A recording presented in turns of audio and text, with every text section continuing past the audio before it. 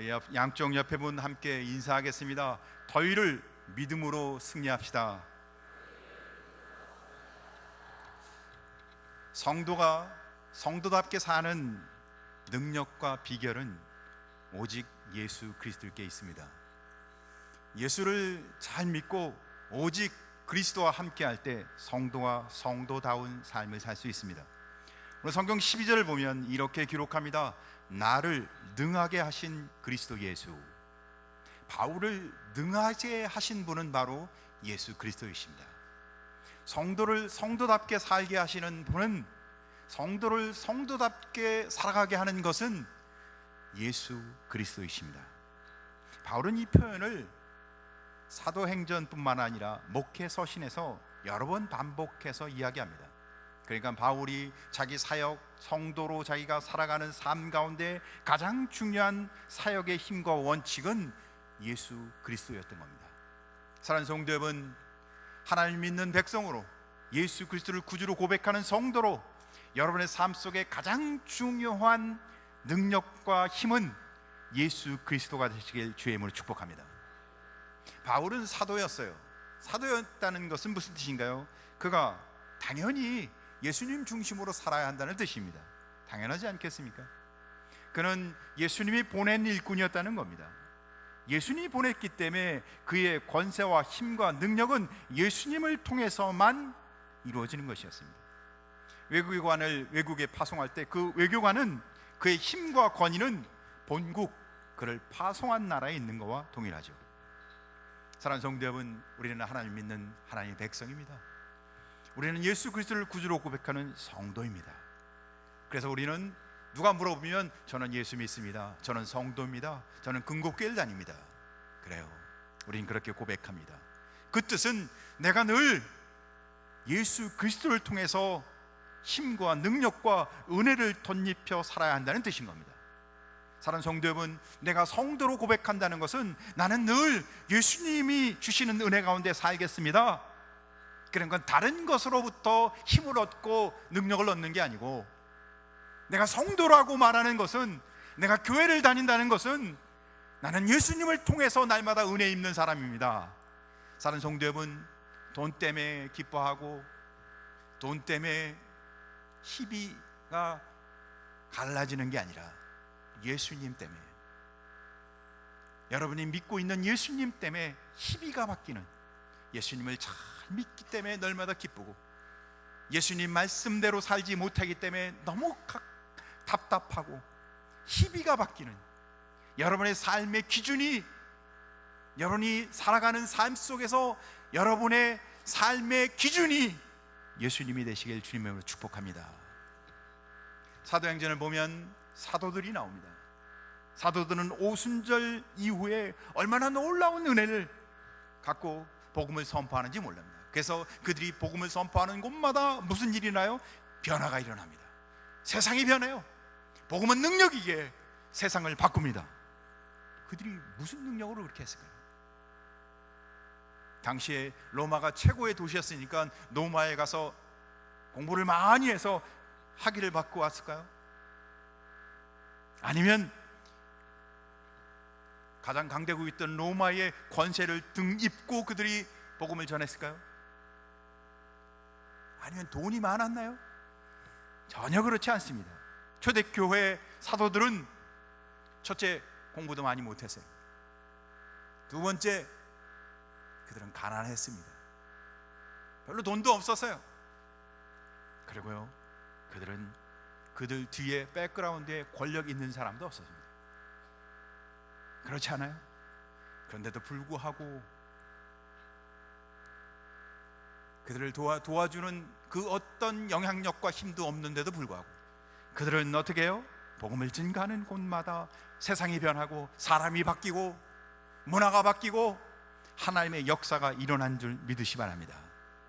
그래요, 도리어 로마는 어떻게 해요? 복음을 전한 그들을 압박하고 핍박했습니다. 그들은 늘 가난했고 배운 것도 많지 않았습니다. 근데 그들은 복음을 능력 있게 복음 안에서 승리하는 삶을 살아갑니다. 그들의 비결은 뭐였을까요?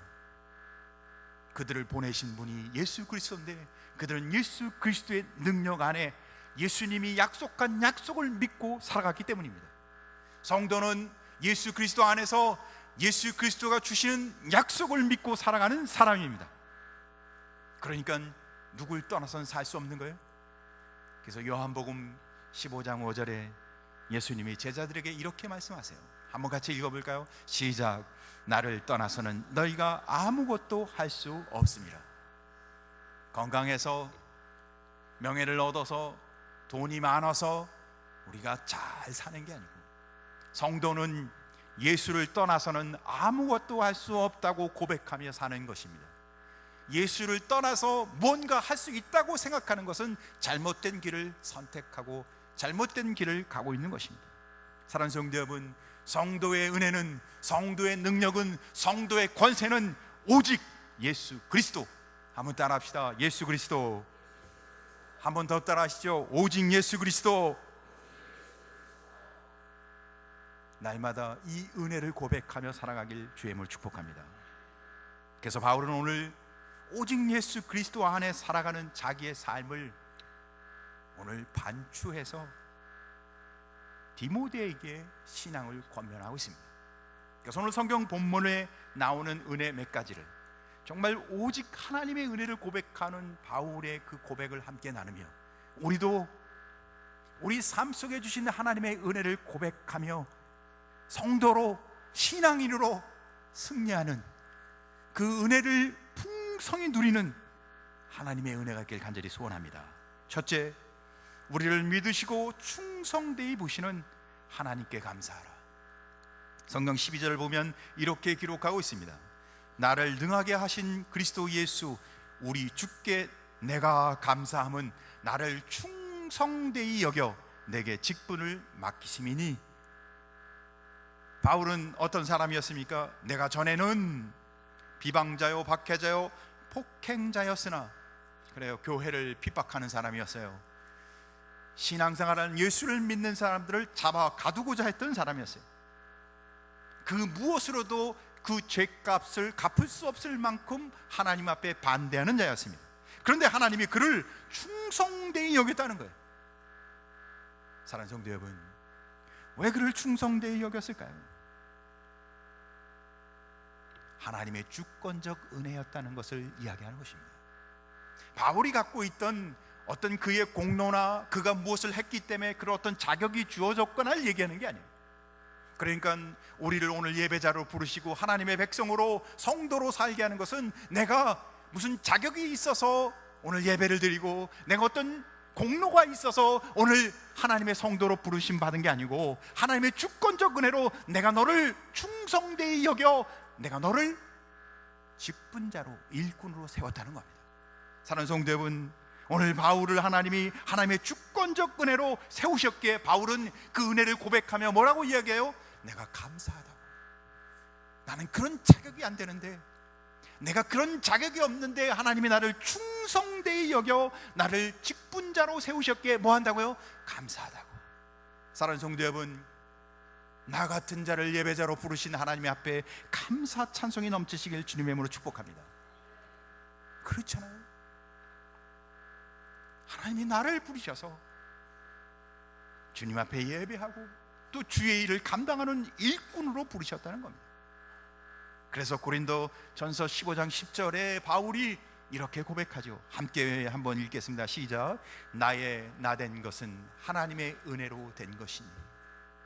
우리가 이 자리에 온 것 은혜 아니면 무엇으로 설명하겠습니까? 나의 나된 것은 하나님의 은혜로 된 것이니. 자격 없는 자에게 바울이 그렇게 고백하는 겁니다. 자격 없는 자에게 하나님의 은혜로. 그러니까 얼마나 감사해요. 사랑하는 성도 여러분, 이 은혜의 고백 속에 하나님 앞에 예배하고 찬송하고 주의 직분, 주님의 사역을 감당하는 하나님의 사람 되시길 주의 이름으로 축복합니다. 혹 우리는 이렇게 생각할 수도 있습니다. 바울과 나를 비교했을 때 바울은 예수 믿기 이전에도 대단한 사람 아니었습니까? 핍박자로 살아도요 굉장히 특심이 있는 사람이었어요. 굉장히 열심히 했습니다. 그래서 우리하고는 별로 공통점이 없는 사람입니다. 그러니까 저 사람을 저렇게 변화시켜서 하나님이 쓰셨구나. 그런데요, 은혜가 있는데 바울과 우리에게 공통점이 없는 것 같은데 유일한 공통점 한 가지가 있습니다. 그것은 바울에게 맡기신 복음의 직분을 우리에게도 맡기셨다는 겁니다. 바울을 충성되이 여기셔서 그에게 하나님의 일꾼으로 삼은 것처럼 우리에게도 하나님이 우리를 충성되이 여기셔서 우리도 복음의 직분자로 삼으셨다는 거예요. 그럼 왜 이게 우리에게 그렇게 놀라운 은혜일까요? 복음은 우리가 알다시피 가장 보배로운 일입니다. 하나님이 죄인을 구원하시기 위해 하나님의 뜻과 경륜에 따라서 창세전부터 감추었던 비밀인데 그리스도를 통해서 계시된 그 놀라운 은혜가 복음입니다. 그래서 복음은 지혜 중에 지혜요, 능력 중에 능력이요, 계시 중에 계시인 거예요. 과거를 해석하고 미래를 여는 열쇠가 바로 복음입니다. 너무너무 귀한 거예요. 우리에게 영생과 부활, 생명과 은혜가 복음 안에 있습니다. 그렇다면 그렇게 귀하고 값진 것 누구에게 맡기겠어요? 여러분이 안에 재산을 갖고 있는데 이 재산을 누구에게 맡긴다면 아무나 맡기겠습니까? 아니면 사람을 골라고 또 고르고 이 사람이 됨됨이를 테스트하고 이 사람이 정말 맡길 만한 사람인가 또 다른 사람에게 알아보고 해서 정말 믿을 만한 사람이라고 여겨질 때 내 재산을 맡기지 않겠습니까? 하나님이 가장 보배로운 귀한 복음을 우리에게 맡기셨다는 것은 우리를 어떻게 보신다는 거예요? 우리를 정말 믿고 충성되이 여겼다는 증거예요. 바울은 과거에 비방자요, 박해자요, 폭행자였는데 우리도 자격도 안 되고 우리도 그만한 공로도 없고 아무것도 없는데 동일한 공통점이 한 가지 있는데 뭐예요? 하나님 우리를 충성되이 여겨 우리에게 복음을 맡기셨다는 겁니다. 사랑하는 성도 여러분, 이 주권적 은혜 가운데 주님 앞에 쓰임받는 믿음으로 살아가는 복음으로 승리하는 성도 되길 주의 이름으로 축복합니다. 여러분, 과거의 모습이 어떠했던지 현재 내가 어떤 모습으로 살아갔는지 흔들리지 마시고 주님이 주권적으로 너는 내가 귀히 여기는 하나님의 백성이다. 학력이, 능력이, 과거의 전력이 어떠했든지 주님은 우리를 오늘 내가 너를 귀히 여기는 하나님의 백성이다. 사랑하는 성도 여러분, 하나님이 이 주권적 은혜를 고백하며 믿음과 신앙으로 쓰시길 주님의 이름으로 축복합니다. 이 은혜를 고백하는 사람에게는 날마다의 삶 속에서 두 번째 같이 한번 읽겠습니다. 시작. 우리가 주의 은혜로 넘치도록 풍성함으로 감사합니다. 그런 은혜를 고백하는 사람은 주님이 나에게 하나님의 주권적 은혜로 충성되이 직분을 맡겼다는 은혜의 고백이 있는 사람은 날마다 뭐가 있다고요? 주의 은혜로 넘치도록 풍성한 삶을 산다는 것입니다. 14절에 보니까 우리 주의 은혜가 그리스도 예수 안에 있는 믿음과 사랑과 함께 넘치도록 풍성하였도다. 그래서 15절에 미쁘다는 뭐예요? 믿을만하다, 그거는 확실하다, 변함이 없다. 우리가 정말 주님의 은혜 안에 주님이 선택한 하나님의 백성으로 우리를 충성되이 여기신 하나님의 은혜로 인해서 우리가 날마다 풍성히 사는 것은 이제 그 뒤에 있는 것을 이야기하는 겁니다. 모든 사람이 받을 만한 이 말이요, 그리스도 예수께서 죄인을 구원하시려고 세상에 임하셨도다.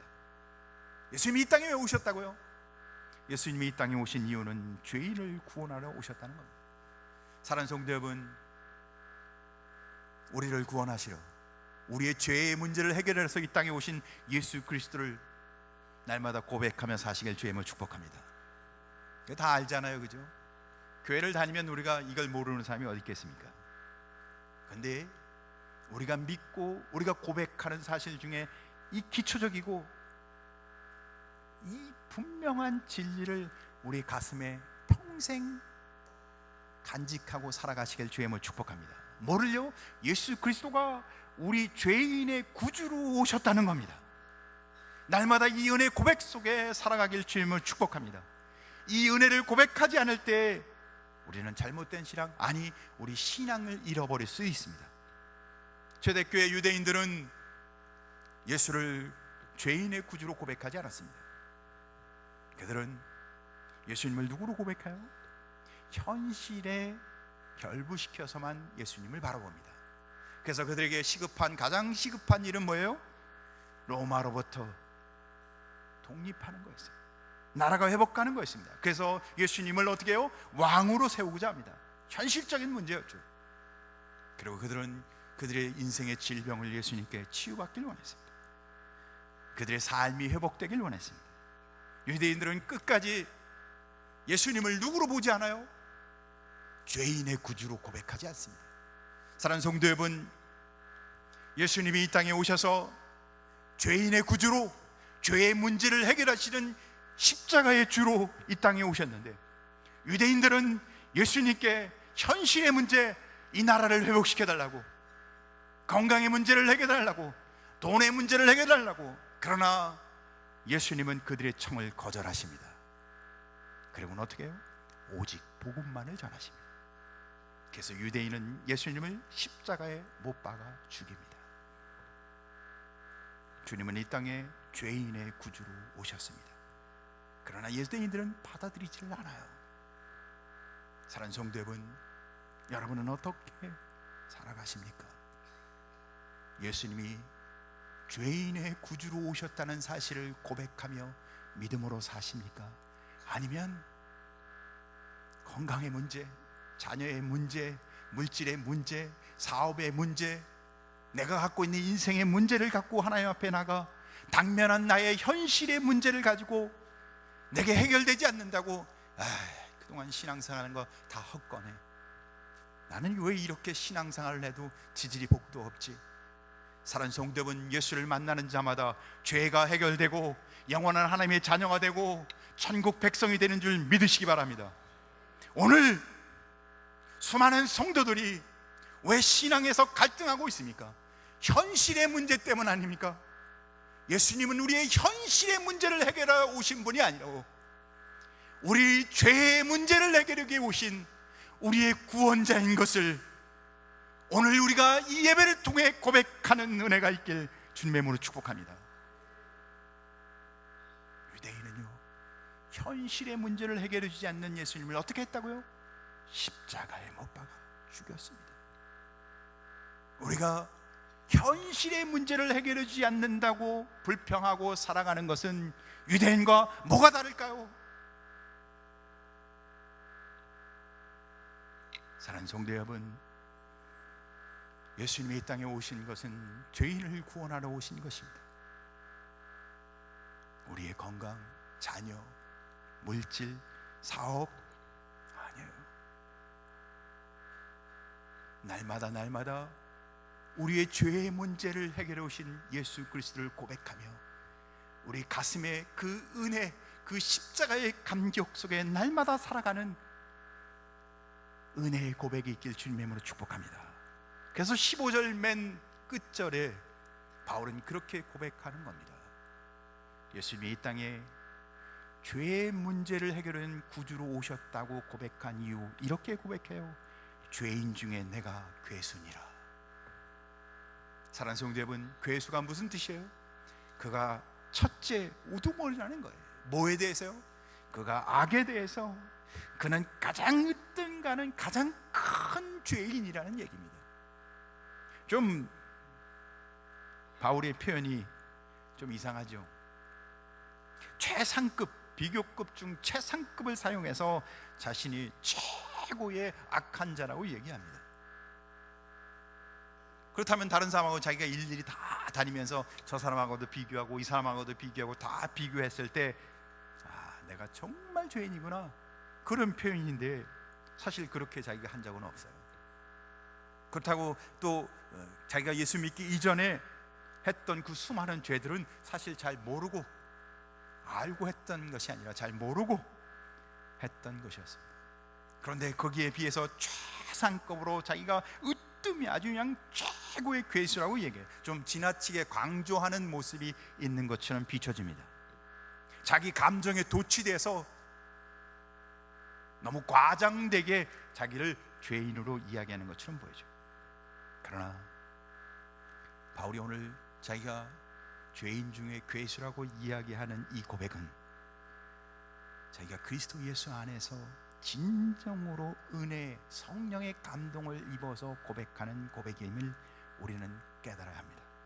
왜냐하면 성령이, 예수 그리스도를 믿고 성령이 임하시면 성령은 우리에게 죄와 의와 심판에 대해 책망하신다고 기록합니다. 성령의 1차적 사역은 죄를 깨닫게 하고 죄를 책망하게 된다는 거죠.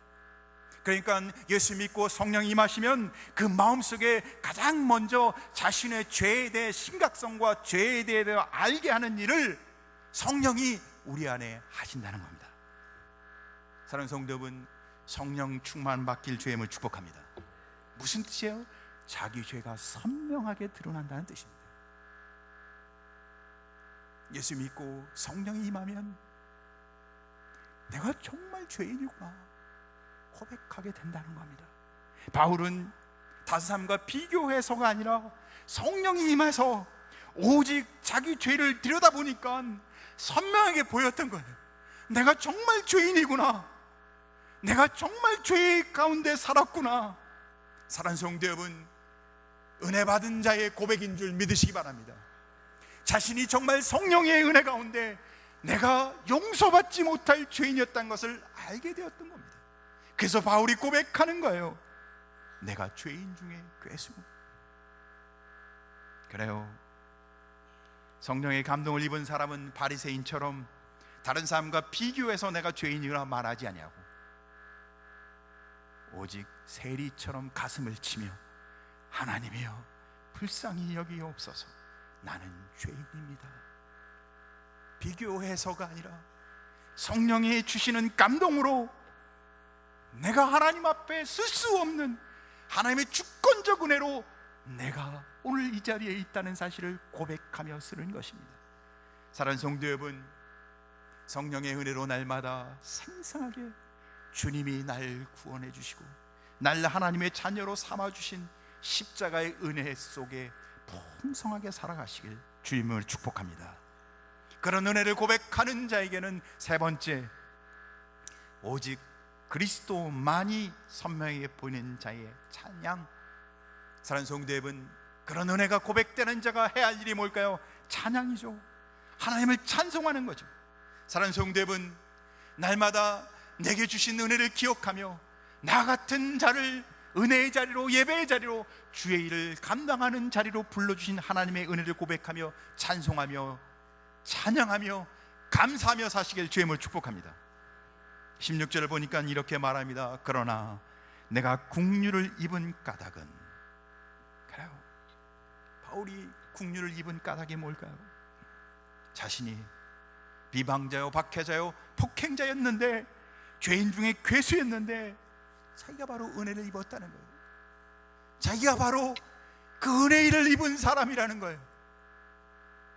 내가 바로 말할 수 없는 그리스도의 은혜를, 십자가의 은혜를, 하나님의 은혜를 받은 사람이라는 겁니다. 사랑하는 성도 여러분, 내가 받을 수 없는 은혜를 받았다고 고백하며 살아가는 성도 되길 주님의 이름으로 축복합니다. 그래서 바울은 오늘 디모데에게 자기가 그 받은 은혜를 고백하는데, 오늘 이 성경만 그런 은혜를 고백하는 게 아니라 그런 은혜를 여러 번 고백합니다. 그런데 이 본문을 통해서 우리가 정말 주목해야 될 한 가지는, 바울은 자신의 변화, 자신을 드러내지 않는다는 거예요. 사랑하는 성도 여러분, 예수 믿고 은혜 받으셨습니까? 그렇다면 여러분을 변화시킨 그리스도를 증거하시길 주님의 이름으로 축복합니다. 오늘 바울은 자신을 드러내지 않고 오직 그리스도에게 초점을 맞춰서 이야기하고 있다는 거예요. 날 변화시킨 분은, 하나님의 주권적 은혜는, 내가 이렇게 변화된 것은 오직 그리스도, 오직 하나님의 은혜. 사랑하는 성도 여러분, 나를 능하게 하신 예수 그리스도, 그분을 바라보시고 그분을 고백하시고 그분을 찬양하는 성도 되시길 주님의 이름으로 축복합니다. 때로는 우리가 은혜 받으면 어떻게 해요? 우리는 지나치게 자기를 강조합니다. 자기의 타락했던 부분, 자기의 과거를 더 부풀려서 얘기합니다. 왜? 그래야 극적이 되죠. 그런데 그 극적인 것은 뭐예요? 예수님이 드러나는 게 아니라 변화된 간증하는 사람, 변화된 그 사람이 드러나게 되어 있습니다. 사랑하는 성도 여러분, 내가 드러나지 아니하고 날 변화시키고 내게 은혜 주시고 나를 붙드신 예수님이 드러나는 성도 되시길 주님을 축복합니다. 때로는 우리가 신앙생활을 하다 보면 내가 한 것 같아요. 그래서 마치 하나님이 나를 통해서 내가 한 것 같아요. 내가 아니면 그 일을 누가 했겠어요, 그죠? 사랑하는 성도 여러분, 내가 아니어도 하나님은 일 다 하실 수 있습니다. 사랑하는 성도 여러분, 나를 쓰신, 나를 통하여 일하신 예수 그리스도가 높이 들려주시길 주님의 이름으로 축복합니다. 그러니까 오늘 바울이 하나님을 찬송하며 그에게 있어서 정말 중요한 꼭 주의해야 할 신앙의 한 가지가 있다면 그건 뭘까요? 자신을 드러내지 않고 예수님을 드러냈다는 겁니다. 사랑하는 성도 여러분, 여러분의 신앙 가운데 우리가 믿고 하나님을 찬양하는 우리의 삶 가운데 예수님이 드러나길 주님을 축복합니다. 왜 그래야 해요? 사탄은요, 틈을 좋아합니다. 순식간에 우리가 드러나는 그 순간에 우리를 어떻게 해요? 복음의 회방, 방해꾼으로 우리를 삼아버립니다. 내가 드러나면, 변한 그 사람이 드러나면 그 사람 때문에 시험 듣는 사람이 생기는 거예요. 사랑하는 성도 여러분, 오직 그리스도의 은혜만 증가하며 그리스도의 은혜를 찬송하는 성도 되시길 주님을 축복합니다. 그래서 오늘 바울은 17절에 이렇게 고백합니다. 영원하신 왕 곧 썩지 아니하고 보이지 아니하고 홀로 하나이신 하나님께 전기와 영광이 영원 무궁토록 있을지어다. 바울은 사실은 여러 번 하나님의 은혜를 같은 방법으로 간증하고 나눕니다. 근데 그가 한결같이 그 나눔 속에는 일관된 흐름을 갖고 이야기합니다. 그리스도가 자기에게 어떻게 나타나셨고, 주님이 자기에게 어떤 사명을 맡기셨고, 자기는 그리스도 안에서 어떻게 변했고, 또한 그 은혜를 어떻게 감사했는지, 자신이 변한 것에 대한 이야기하는 것이 아니라 주님이 자기 안에 어떻게 역사했는지를 이야기합니다.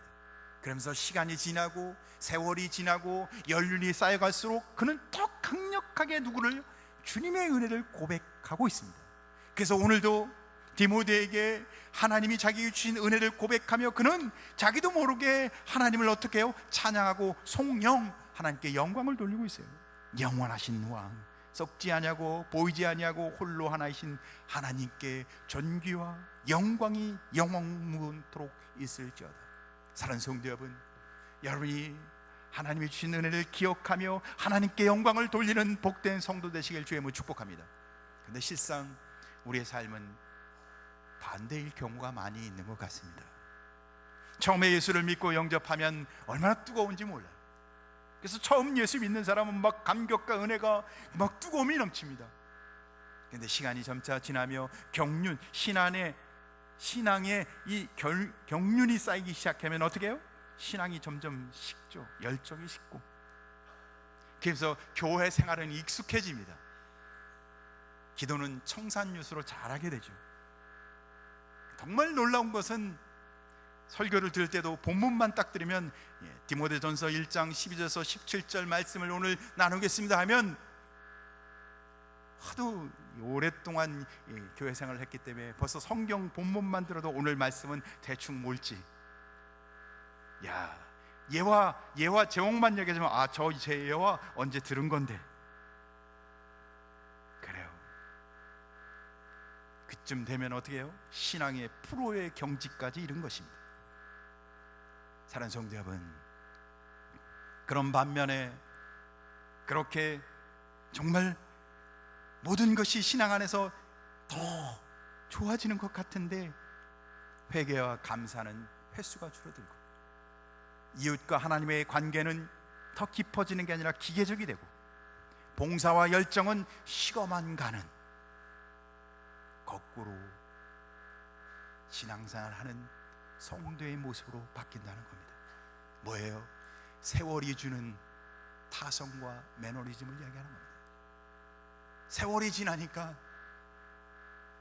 그 첫 뜨거웠던 열정과 소명 같은 건 다 사라지고 이제는 타성해져서 신앙생활을 한다는 겁니다. 사랑하는 성도 여러분, 하나님의 주권적 은혜, 오직 하나님의 은혜 가운데 나를 충성되이 여겨 복음의 일꾼으로 세우신 은혜를 기억하시기 바랍니다. 죄인을 구원하러 오셔서 내 죄를 선명하게 깨달아서 날마다 주님과 함께 풍성한 은혜를 살게 하시는 하나님의 은혜를 기억하시기 바랍니다.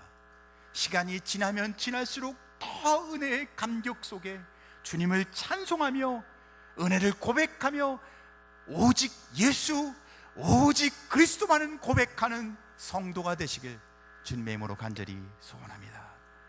기도하겠습니다.